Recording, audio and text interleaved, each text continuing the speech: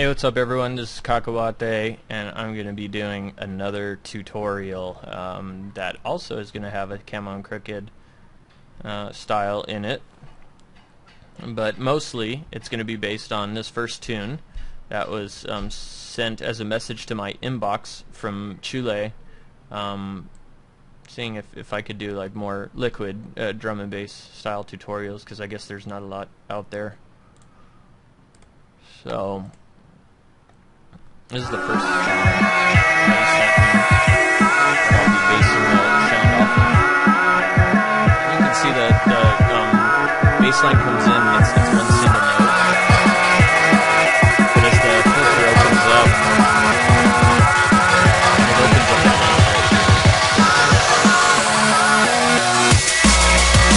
Now it's got a sub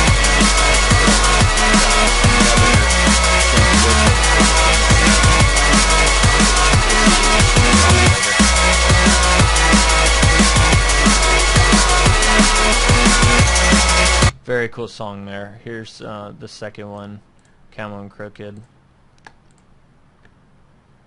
It's so hot here. And this one comes in a little bit later, I think around 50-ish.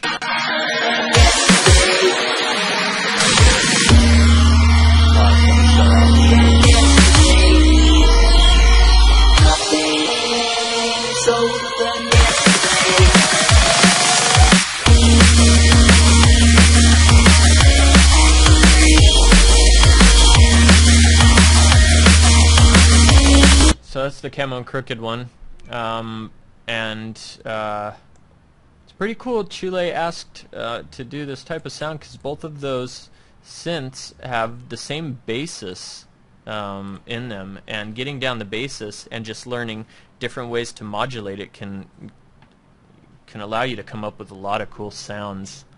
So that was very awesome of Chile to chime in for, and if anyone else wants me to try a sound, just send to my inbox some type of sound or synth, and I'll do my best to get it.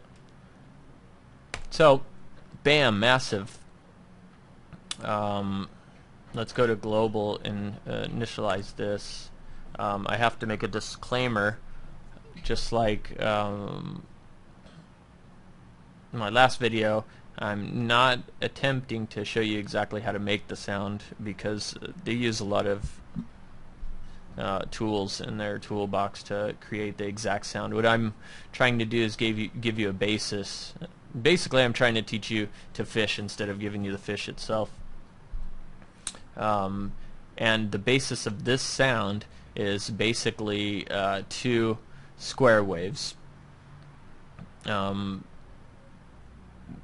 being the original octave, and then the other being the fifth to that octave. So let's go ahead and find out how to do that.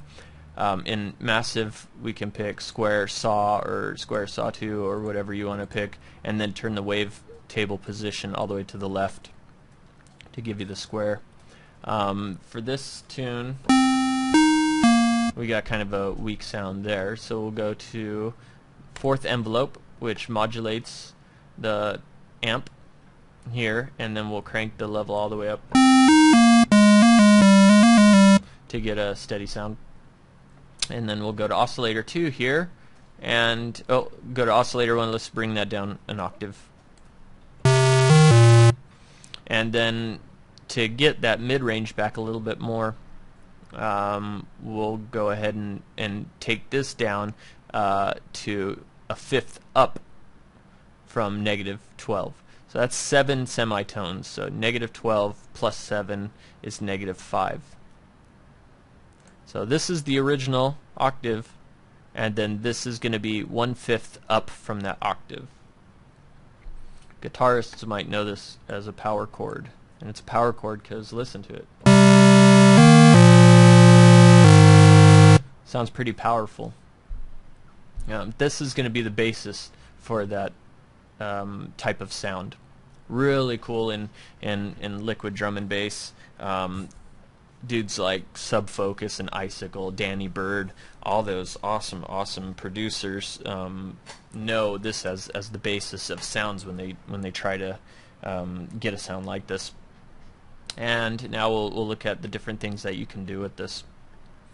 One thing to do is use modulation, an oscillator, the modulation oscillator down here, to give movement to one of these oscillators.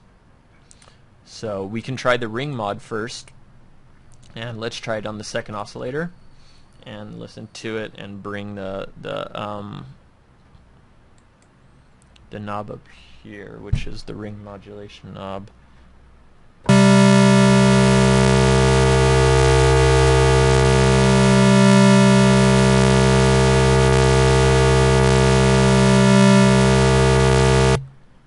We can also adjust the pitch of it, and this adjusts the pitch of the whole oscillator. So when we use phase modulation next on oscillator 1 or 2, whichever one sounds better, then this pitch will affect that as well.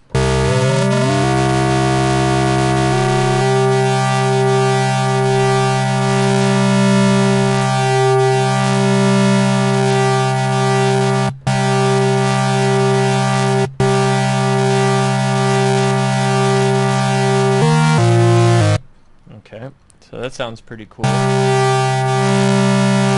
We could try it on oscillator 1 also.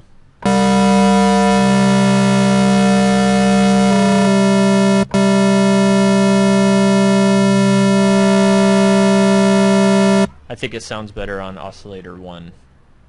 You may think it sounds better on oscillator 2. So now let's put a phaser, or a phase modulation onto the second oscillator.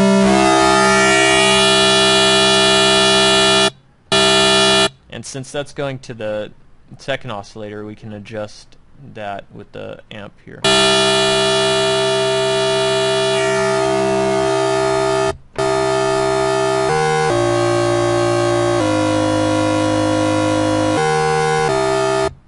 So that gives a little bit of movement there, but we're going to put a LFO on it to give it even more movement.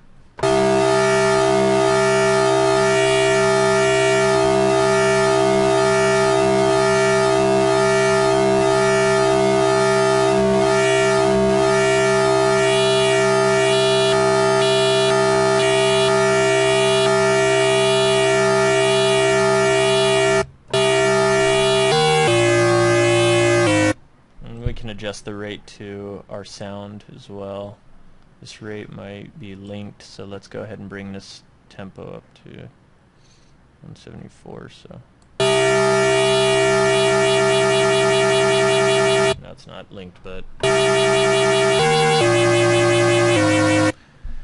that's one way. That's kind of jumping way out of bounds with that. So this type of modulation for this oscillator is a good way to go about it. Next thing you can do is obviously fatten up the sound by going into voicing here and setting it to monophonic, since it's a bass and we're not going to be making any chords with it or anything like that. And you can increase the unisono here, and each time you increase this, it basically adds another oscillator on top of these guys. So right now these each are one oscillator. We jump it up to 2, and these each both have 2 oscillators. Let's listen to 3.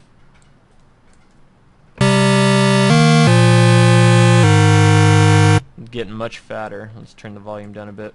And then 4, which for some reason on this sound sounds amazing. Let's get that up a little bit.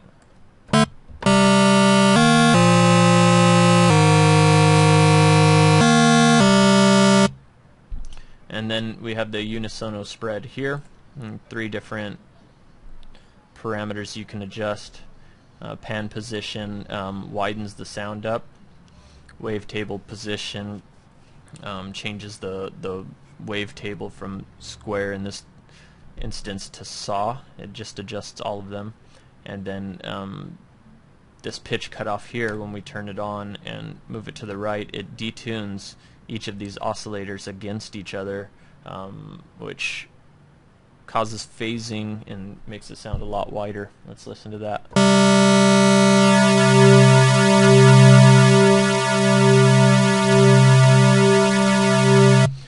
You can see by the little heartbeat that's happening up here that you're getting phasing, because sometimes it'll be really strong and sometimes really weak. Really cool sound, but you're going to want a more stable bass, so you don't have to do too much compression on it, unless you want to compress the hell out of it, and then you can just compress the hell out of it.